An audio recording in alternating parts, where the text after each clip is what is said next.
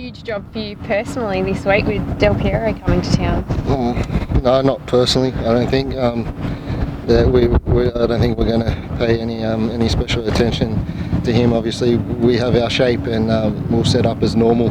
I don't think the responsibility is going to fall all upon me to look after him. Surely the form that he's in, though, and the presence that he has, you've got to pay a little bit more attention to him? No, I don't think so. I think this week's still about us, as every week this season's been. We've got players that can hurt them on the counter attack as well. So, as I say, we're working very hard on us. Obviously, we're aware of their strengths, as we are of every team every week. We're going to go into this game approaching it as we do every other game.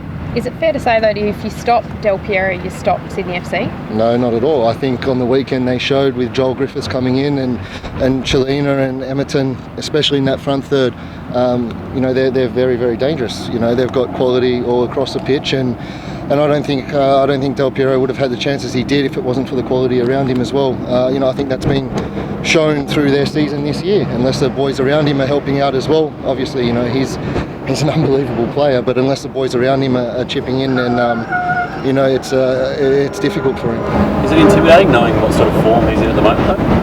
No, they've only they've hit some form in the last few weeks, and as I say, he's an unbelievable player. But it's this week's the same for us as every other week. Do you think that everyone feels the same as you, or is it because you played at the highest level that you sort of can say that? No, I think everyone feels the same. As I say, there's no doubting his quality, but if we worry about him, we're going to get hurt in other areas, and we don't want that. Rumour has it that there's a couple of scouts coming over to check out Rojas this weekend. Is that an awful lot of pressure on him? I honestly haven't heard a great deal. I mean, I travel with him to training every day, and he hasn't mentioned it to me yet. So a lot of things are written in the media and in the press that may or may not be true. So I'm really not sure. Are you trying to talk him into staying at the moment? No, he's not going anywhere while he's driving me to training. So no, obviously he needs to do the best thing for his future. But as I say, we don't really talk about it. He's very focused on the job at hand at the moment, and that's everyone's main focus. You've been there, done that. What would you do? Oh, it's a totally different situation. He's a different position. He's a different person. He's a very, very good player, and I see him developing every week. He gets better, and I think the best thing about him is he's such a down-to-earth kid. Sort of just takes all the speculation in his stride, I guess, and he just keeps performing week in, week out. And I think that's all he can do. I think he's the type of player that things will sort of just fall into place for him. It's a big game for yourself as well, up against one of your former sides. No, it's been a long time since I played there, mate. Over 5 years. So this is the fourth time I've played them since I've been back home. It has no extra meaning for me at all. I'm just looking forward to the Australia Day crowd coming out, and hopefully another 3 points so we can get a little bit closer to those top two. What about Speaking of the crowd, are you expecting like a derby type intensity to this game and a really big crowd? I don't think there's even with a big crowd, I don't think there's any sort of atmosphere like the derby atmosphere. But obviously, the crowd being majority ours, it's it's going to be it's always very exciting. The first game I played for Melbourne Victory was against Sydney here on the Australia Day match. So it's a very good crowd. Our crowd's always excellent, but I think it's a little bit tough to compare to the derby. It's already a sellout. It's a pretty big deal. Yeah, obviously it's a very big deal, but the difference I think with this game and the derby is 99% of the crowd will be ours, whereas obviously it's a little bit split in the derby. This is, we're just excited to be back here in Melbourne after a couple of weeks away, and we've had some good results over the last few weeks, and we really need to continue that over the last 10 games. Can you tell us a little bit about Francesco Stella and obviously Jesse Macaris? There's a chance they might be looking at the team squad and how they've been fitting together the last week. Yeah, I think young Scotty too. Obviously, the Ange has shown that if they come in and fit into the system, and that's what needs to happen, and that's what will happen. Obviously, they're three very talented young players. I've only trained with them the last 2 days. Obviously, they look to have settled in quite quickly. In fairness to I think the rest of the boys, it's quite an easy atmosphere to come in and settle into and play football. Obviously, the way we set up and the way we try and do things, it's very hard work, but it's very enjoyable. Are you expecting a fair bit of, I guess, Sydney wanting revenge, given that the last time it was Naboo with those 2 goals and Ian Crook's last game?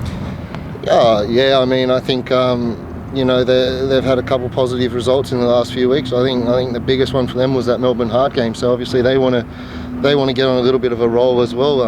The ladder's still very, very tight, and it's been shown time and time again this year. You string a few wins together, then you can really boost yourself up quite quickly. So I think that'll be their main focus. And as I say, we just need to make sure we shut them down in all areas, and we come away with 3 points on the weekend. Millsy, they often say championships are won by teams that win ugly.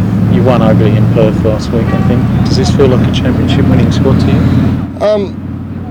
I think the boys. I think it's a squad that has championship characteristics.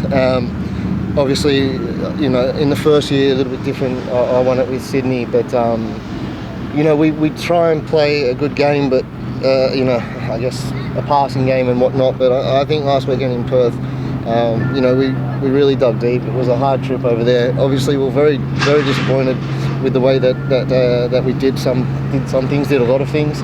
And we've been working on those this week, but I think sort of 8-9 weeks ago, if we had played a game like that, we would have copped 3 or 4. So that it's something that we needed to improve, I guess, because unfortunately, as much as we want to play to the best of our ability every week, sometimes sometimes it just doesn't happen. So I think the weekend was nice to get to 3 points. It was disappointing the way we went about it, and we'll be out to redeem ourselves this weekend. You joined the club sort of second half of last season, went away, come back at the start of this season. What do you notice the big differences? What's the difference with Melbourne victory this season and last season? Obviously, when I came in, it was very, very unsettled. Last season, they'd had a change of coaches just before I came, which was sort of mid-season. They hadn't had the best start to the season, or really not the best start to the season. So, there was a lot of players coming off contract. There was a lot of factors, that were sort of going and contributing to the club at that time. I think this year it's just a lot more settled. Everybody's a little bit more settled in their position, whether that be players, coaching staff, background staff, everyone. So I think there's just, it's just more of a relaxed feel, I guess, away from the field, and it helps with the players, obviously, if it's like that, because we sort of know what to expect day in, day out. If you come in and things are unsettled and you're not sure exactly what's happening, day to day, it can become quite tough. So I think that's the biggest thing at the moment, obviously, bringing Ange in, and it's just been a consistent vibe, I guess, throughout the season. You say you don't score many, but you've scored a few this season, haven't you? A couple of crackers, actually, from memory. Yeah, I've scored a few. I should have had a few more, so I don't know what's going on. But is that a part of your game you're really quite keen to sort of develop a bit more? Because we always knew you as a right back, centre back, before you moved into this midfield role. Yeah, I think now that I've sort of settled down in the middle of the park, obviously you need your midfielders contributing with a few goals throughout the season. Every team that's successful has always sort of had a couple midfielders that are goal scorers. I mean, I think the perfect example of that was Jedinak at Central Coast and players like this. So, we're encouraged to try and help out, I guess, where we can. And, it's just, I guess, another part of the game that if you can improve and score goals, it's just something else on the resume, I guess.